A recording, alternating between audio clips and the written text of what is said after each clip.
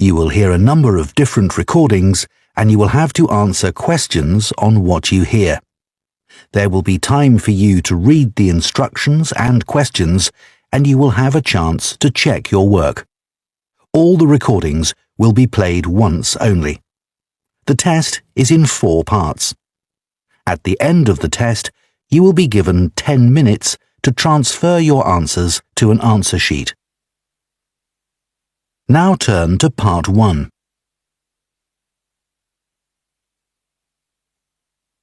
Part 1. You will hear a supervisor in a supermarket talking to a new worker on her first day. First, you have some time to look at questions 1 to 6.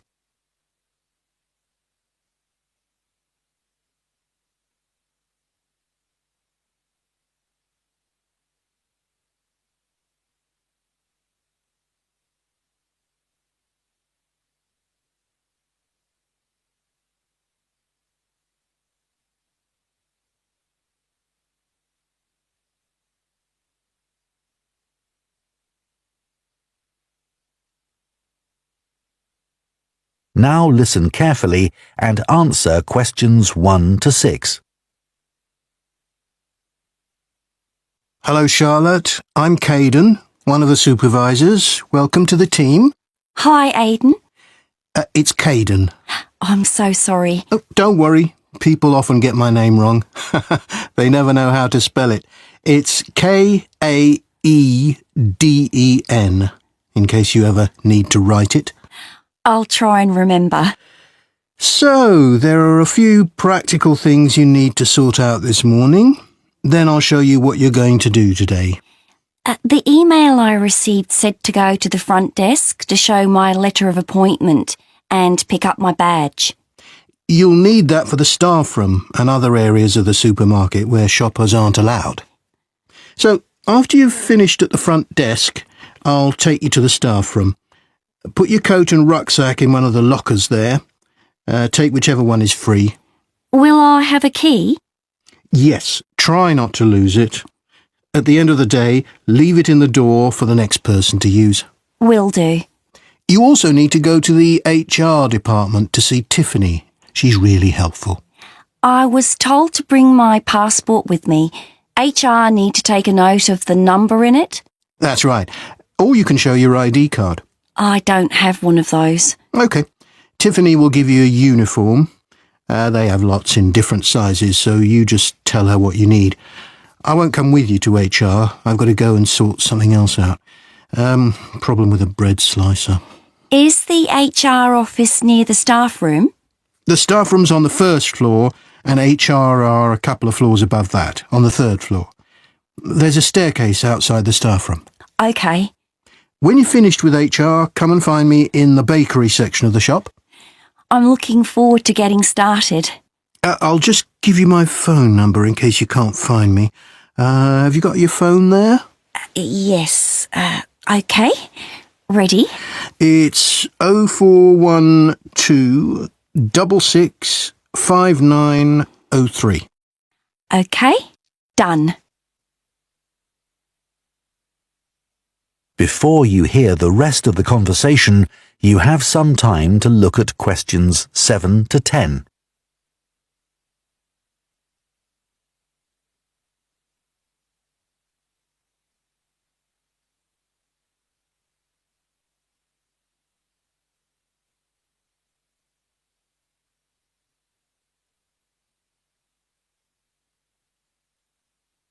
Now listen and answer questions 7 to 10. So, Charlotte, your tasks today are in the bakery section, on the sushi counter, and on the meat and fish counters. The first job is to check sell-by dates on the bread and cakes. If any of the dates are today's, put a new price label on the packaging. What if any of the labels are yesterday's dates or older? Do I throw those items away? Yes, but that shouldn't happen. We check the stock every day. When something needs a new price label, put a yellow one on the package, next to the original price. OK.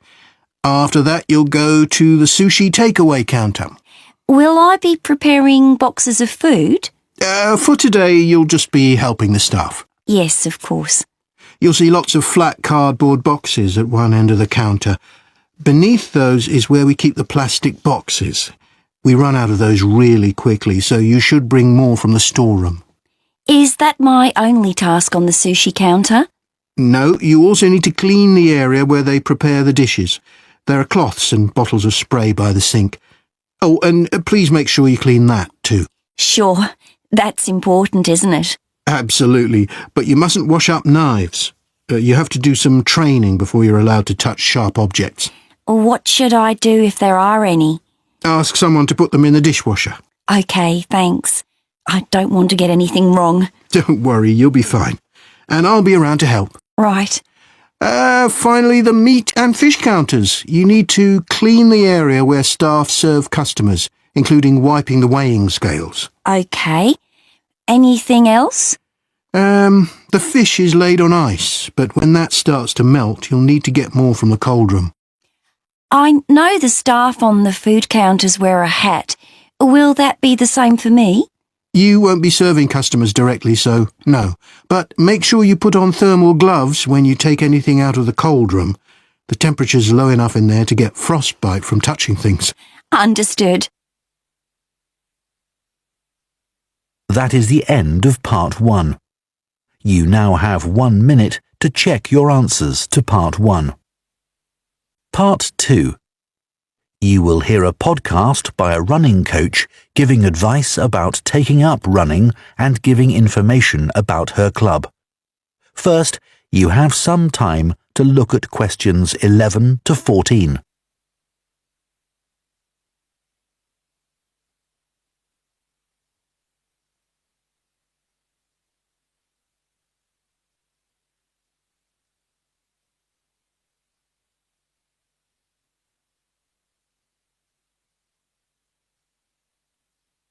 Now listen carefully and answer questions 11 to 14. My name's Liz Fuller and I'm a running coach with Compton Park Runners Club. Welcome to my podcast. If you're thinking about taking up running, I'm here to help. There are many training programs available online which aim to help people build up to running 5 kilometres. Some of them are great, and thousands of people of all ages are taking part in 5-kilometre races across the country as a result. People like them because they're easy to follow and don't push them too hard. However, they don't work for everyone, especially if you suffer from something like a heart condition or asthma, because they're aimed at people with average fitness and running ability. Another thing is that everyone is different. And if you have any specific questions related to your needs, there's no one to provide any answers. I have a couple of simple tips I always give to new runners. I expect you've been told to run very slowly until your fitness increases. Well, I find that can prevent progress. You should run at a speed that feels comfortable, but time yourself and try to run a bit faster each time. Listening to music can be very helpful. It takes your mind off things and helps your body get into a rhythm. I'd say that is better than running with a friend, especially as most people are competitive, and that's not what you want when you're just starting. I don't think the time of day is especially important. Some people are better in the evening, while others are morning people. But you need to be consistent, so aim to train regularly. Twice a week is enough to begin with. Before you hear the rest of the podcast, you have some time to look at questions 15 to 20.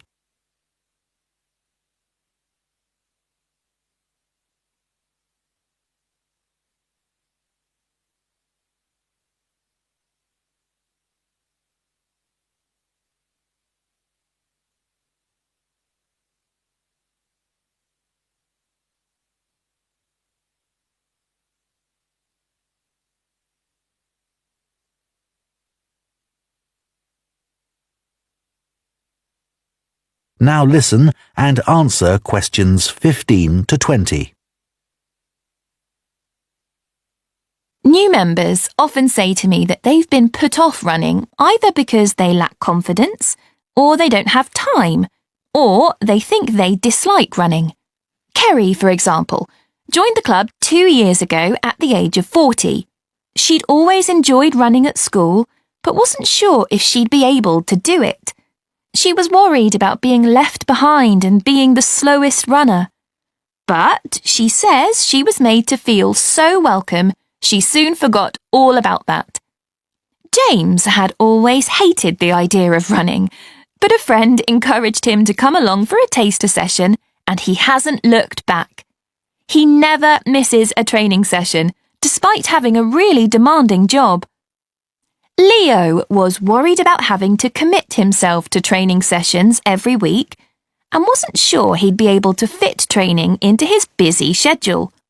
But after experiencing a lot of stress at work, he came along to us and gave it a go. Now he says he feels much more relaxed and he looks forward to his weekly run. Mark is quite typical of our new members. He's never considered himself to be a sporty person, and it was only when he retired that he decided to take up the challenge of trying to run 5 kilometres. It took him months to find the courage to contact us, but felt reassured immediately, as there were other people his age who were only just taking up running for the first time. My own journey hasn't been easy. I did my first marathon when I was 37, after having had 2 kids. My husband had been running marathons for years, but I never dreamed I'd be doing one with him. I managed to complete it in 4 hours, but I felt like giving up halfway through. It was only the support of the spectators that kept me going. I do think signing up for a race of whatever length is motivating, whether it's 5k or 25k, because it's good to have something to work towards, and it gives you a sense of achievement. I did my first 10k after only 6 months, which was certainly very challenging and not something I'd necessarily recommend. But after you've been training for a few weeks, it's worth putting your name down for a 5k. Some people find they only need a few practice runs before taking part in a race, but I'd give yourself a couple of months at least. Well, I hope that's given you a really good idea of what... That is the end of part 2. You now have 30 seconds to check your answers to part 2.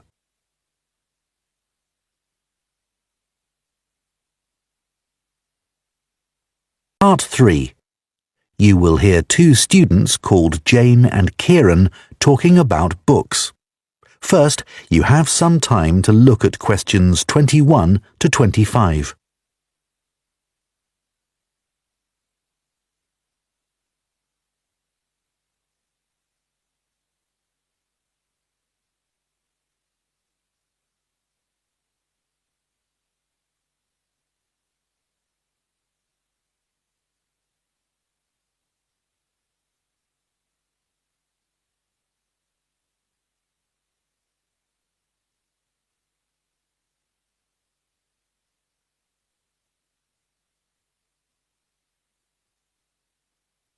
Now listen carefully and answer questions 21 to 25. So, Jane, you'll be off to Denmark soon to do your work placement. Yes, I'm really looking forward to it. And I've just started packing up all my books to put in storage. Well, I hope they don't get spoilt. It's okay. My grandfather works in a bookshop, and he told me how to pack them. Oh, that's helpful. He says you have to support the spine, otherwise the paper can come away from the cover. Yeah, that's obvious. He also told me to pack them flat in the box, not on their side. Again, because they can bend, and if you leave them like that for, say, a year, it's quite hard to get them back to their normal shape. Well, it's pretty clear that ruins them. But a lot of people just can't be bothered to protect their books. He always says it's such a shame that publishers don't use better quality paper. It's the acid in the paper that causes the problem, isn't it? Yeah, that's why old books go yellow. You know, some of the books my grandfather's given me are like that already. Oh. I should dump them really if they're going to deteriorate further, but I'd feel bad. They'll always remind me of him. He's quite a collector, you know. Well, if they're important to you. Yeah, I'd regret just throwing them away. You know, maybe it's because I was taught to treasure books, but I hate seeing students force open the pages of paperbacks. They press so hard they end up breaking the spine. I know. But unfortunately, paperbacks aren't designed to last a long time, and people know that. Hardbacks aren't quite as weak. Yeah, they're different, I suppose.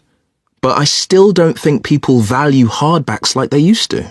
Well, they aren't decorative, are they, like other objects? Plus, nowadays, people don't keep them out on shelves as much as they used to. That's such a pity. When I visit someone, if they have, say, a colourful book on a table, it's the first thing I'm drawn to. I agree. And book covers can be a work of art in themselves. Some are really eye-catching. I've always been taught to handle books carefully.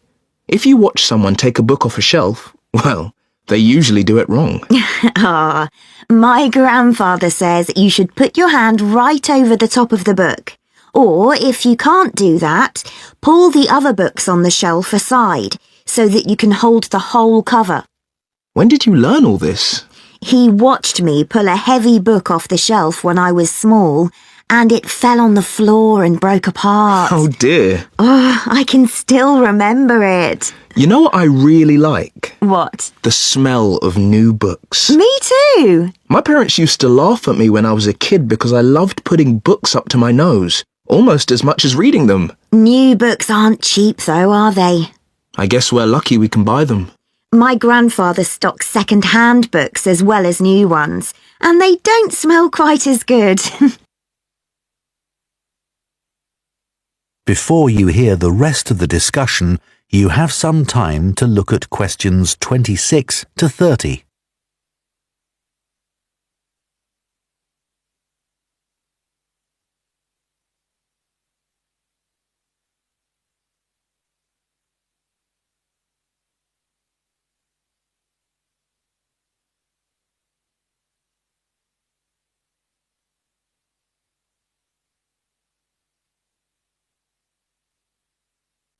Now listen and answer questions 26 to 30. I'd love to have a bookshop like your grandfather. What's it like? Well, it's quite big. It's got 2 floors and an attic, and he stocks all kinds of books, really. I guess he treasures things like first editions and other rare books. Yeah, you might think he'd keep those in the attic or somewhere. So they'd be hidden? Yeah, but he likes people to know that he has them. So he puts them out in the shop, but makes sure you need a ladder to get them. Right, that would prevent any thefts. Uh-huh. Does he stock books for children? He does. He particularly likes to encourage kids to read.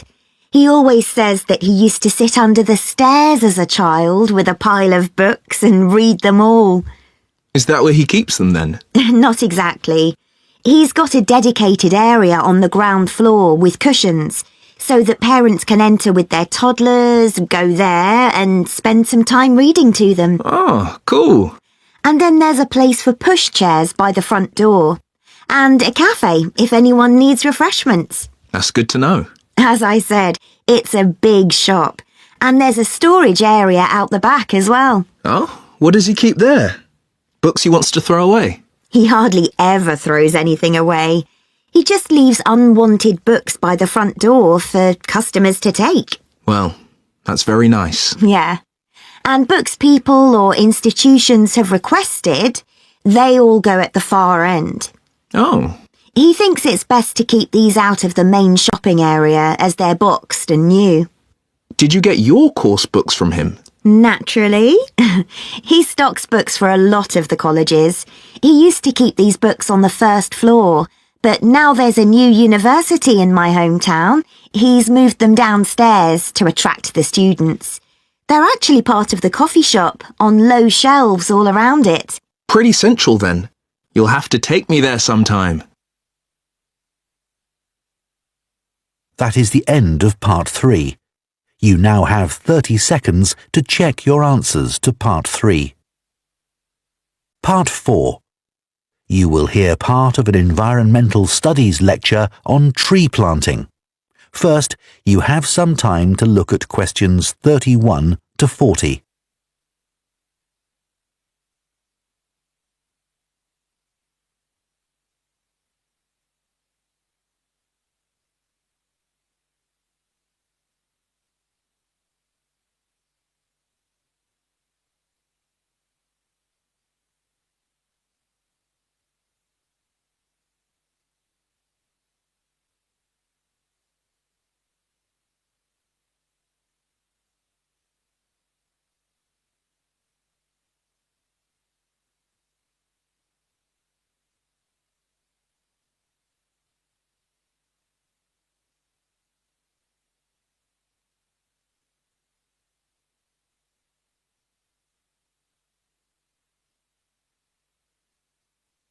Now listen carefully and answer questions 31 to 40. Tree planting now dominates political and popular agendas and is often presented as an easy answer to the climate crisis, as well as a way for business corporations to offset their carbon emissions. But unfortunately, tree planting isn't as straightforward as some people think.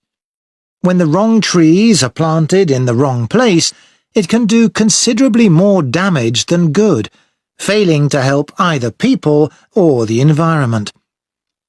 Reforestation projects are currently being undertaken on a huge scale in many countries, and it's crucial that the right trees are selected. A mix of species should always be planted, typical of the local natural forest ecosystem and including rare and endangered species, in order to create a rich ecosystem. It's important to avoid non-native species that could become invasive. Invasive species are a significant contributor to the current global biodiversity crisis, and are often in competition with native species and may threaten their long-term survival. Restoring biodiversity that will maximize carbon capture is key when reforesting an area, but ideally any reforestation project should have several goals. These could include selecting trees that can contribute to wildlife conservation, improve the availability of food for the local community, and maintain the stability of soil systems. Meeting as many of these goals as possible, whilst doing no harm to local communities, native ecosystems, and vulnerable species, is the sign of a highly successful tree planting scheme. To ensure the survival and resilience of a planted forest, it's vital to use tree seeds with appropriate levels of genetic diversity, the amount of genetic variation found within a species essential for their survival. Using seeds with low genetic diversity generally lowers the resilience of restored forests, which can make them vulnerable to disease and unable to adapt to climate change. Choosing the right location for reforestation projects is as important as choosing the right trees. Ultimately, the best area for planting trees would be informally forested areas that are in poor condition.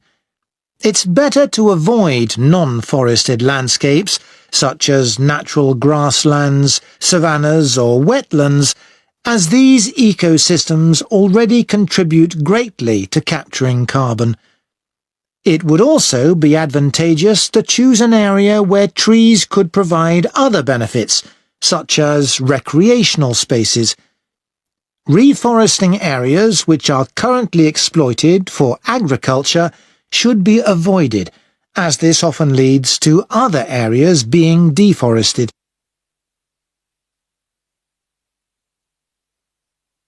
Large-scale reforestation projects require careful planning. Making the right decisions about where to plant trees depends on having the right information. Having detailed and up-to-date maps identifying high-priority areas for intervention is essential. Drone technology is a useful tool in helping to prioritize and monitor areas of degraded forest for restoration. In Brazil, it's being used to identify and quantify how parts of the Amazon are being devastated by human activities, such as rearing cattle and illegal logging. A good example of where the right trees were picked to achieve a restored forest is in Lampang province in northern Thailand. A previously forested site which had been degraded through mining was reforested by a cement company, together with Chiang Mai University. After spreading 60 centimetres of topsoil, they planted 14 different native tree species, which included several species of fig. Figs are a keystone species because of the critical role they play in maintaining wildlife populations. They are central to tropical reforestation projects as they accelerate the speed of the recovery process by attracting animals and birds which act as natural seed dispersers. This helps to promote diversity through the healthy regrowth of a wide range of plant species. Unlike the majority of fruit trees, figs bear fruit all year round, providing a reliable food source for many species. At this site, for example, after only 3 rainy seasons, monkeys started visiting to eat the fig fruits, naturally dispersing seeds through defecation. Reforestation projects should always aim to make sure that local communities are consulted and involved in the decision-making process. The restoration of mangrove forests in Madagascar is an example of a project which has succeeded in creating real benefits for the community. Destruction of the mangrove forests had a terrible impact on plant and animal life, and also badly affected the fishing industry, which was a major source of employment for local people living in coastal areas. The reforestation project involved hiring local people to plant and care for the new mangrove trees. Millions of mangrove trees have now been planted, which has resulted in the return of a healthy aquatic ecosystem. The mangroves also act as a defence against the increased threat of flooding caused by climate change. What's more, the local economy is more stable, and thousands more Madagascans are now able to send their children to school. One other important point to consider. That is the end of Part 4. You now have 1 minute to check your answers to Part 4.